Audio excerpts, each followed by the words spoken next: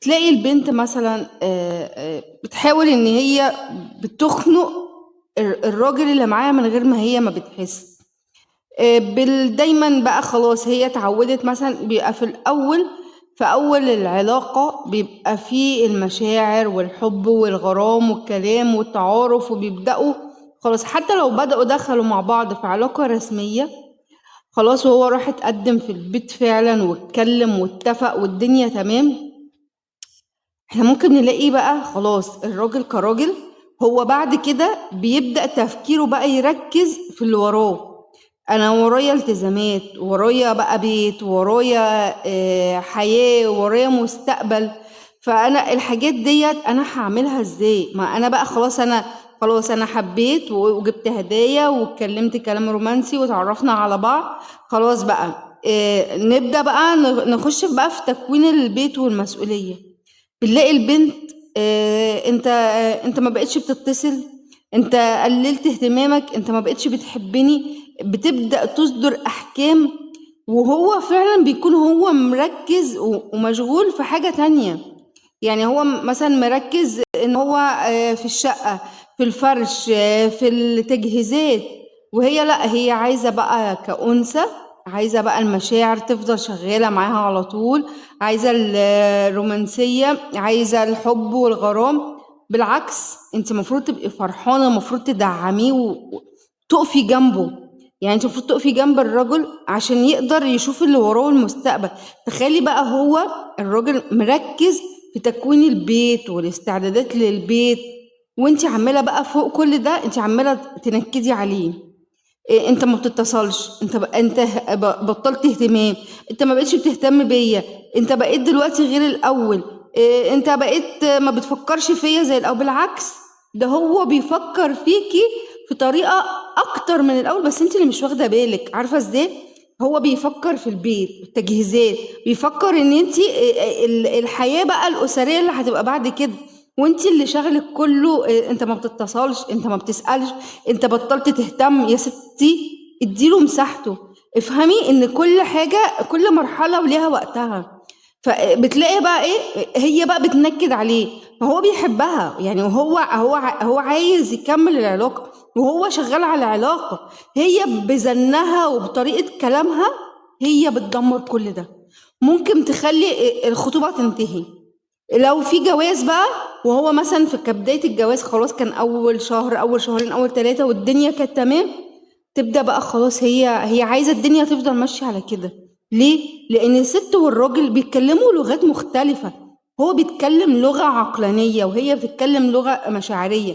لما تلاقي مثلا إن جوزك قعد سكت مع نفسه كده فجأة، وقاعد مركز مع الموبايل، مش ضروري إن هو بيخونك، مش ضروري إن هو بيكلم حد تاني، لأ بالعكس، ده ممكن يكون هو عنده مشكلة في الشغل بس هو مش عايز يحكي، هو مش عايز يتكلم، بس هو قاعد مع نفسه، هو قاعد في الكهف بتاعه.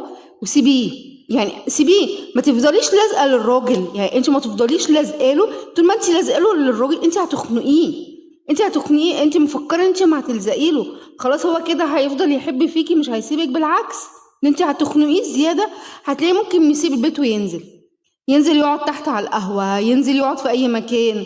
انت مفكره انت ما تفضلي لازقه كده فيه وخلاص والدنيا بقى، انا مش هسيبك تقعد مع نفسك، مش، لا سيبيه. لازم كل ست تبقى فاهمة ان الراجل عنده مساحة، اديله مساحته.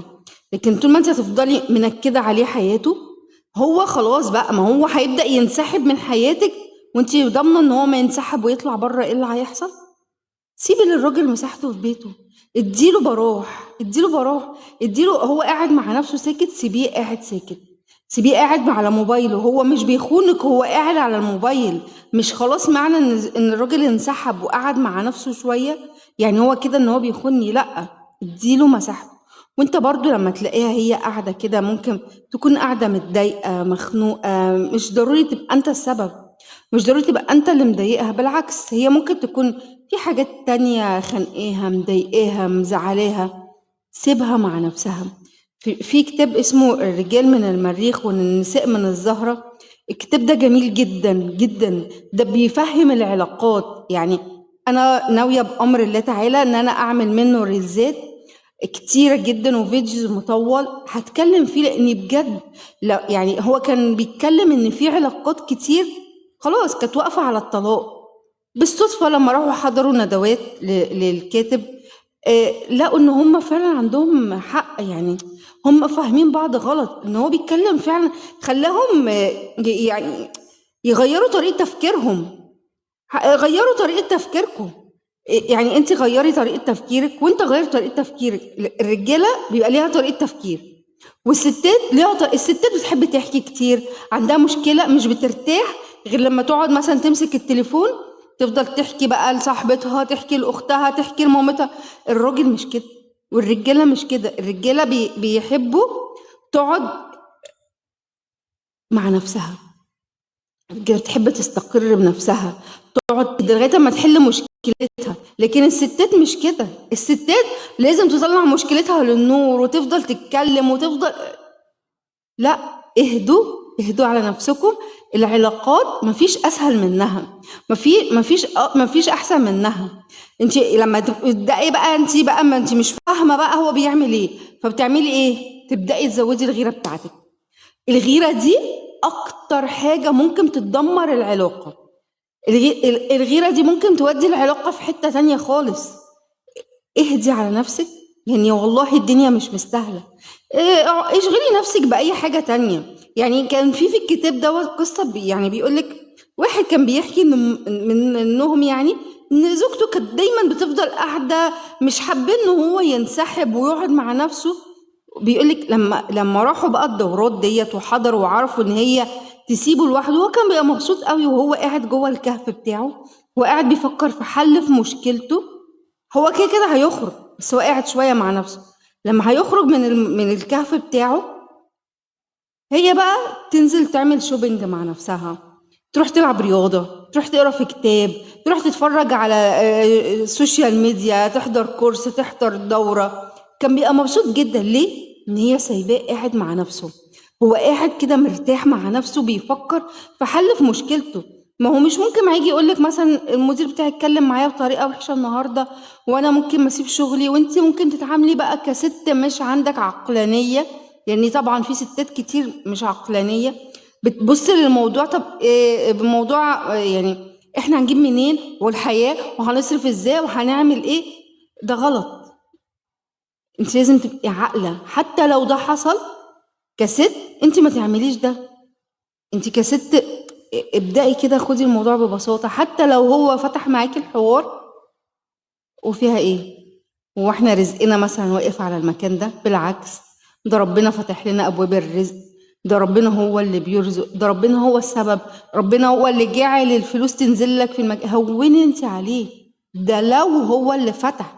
لكن لو ما فتحش وحكى معاكي، اسكتي، سيبيه براحته. والله هو مش بيخونك. اوعي تفتكري ان لزقتك دي هتحميه من الخيانة وان هو يعرف حد بره. بالعكس، هوني على نفسك وعليه.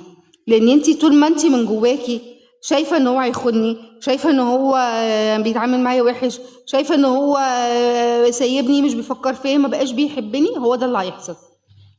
اللي انتي هتفكري فيه هتدوري عليه هتجيبيه لجوزك او هتجيبيه لخطيبك. متعمليش كده. اهدي على نفسك، اهدي على نفسك خالص.